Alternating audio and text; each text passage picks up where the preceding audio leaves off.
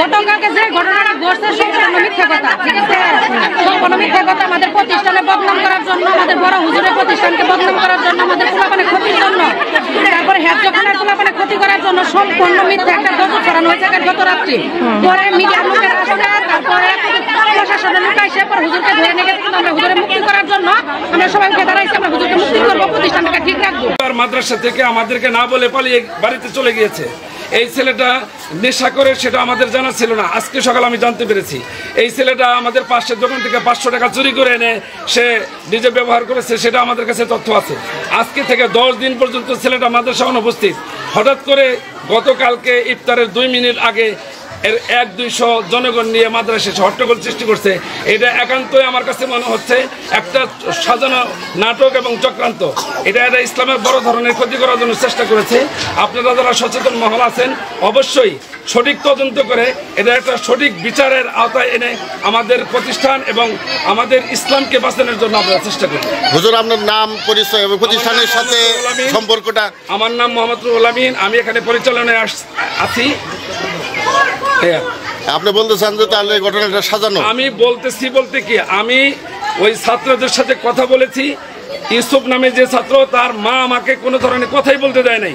সেই হিসাবে আমি বলবো যে অবশ্যই এটা সাজানো। আমার ফুটেজ আছে, ক্যামেরা ফুটেজ আছে।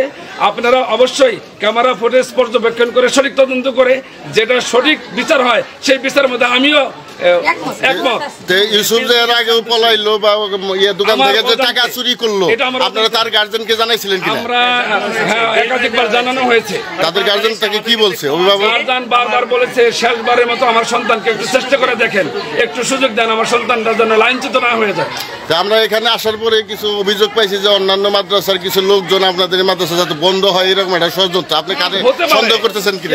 আমি ওরকম আমার কোনো নাই, বাকি অনেকেই সহযোগিতা করেছে, অনেকে আমাদের সাথে শত্রুতা করেছে।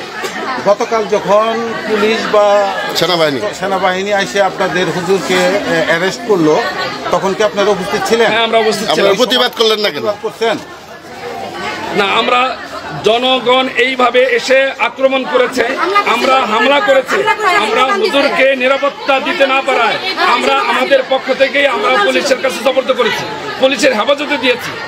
আমরা পুলিশ অ্যারেস্ট করে নাই, আমরা আমাদের হুজুরকে পুলিশের হেফাজতে দিয়েছি।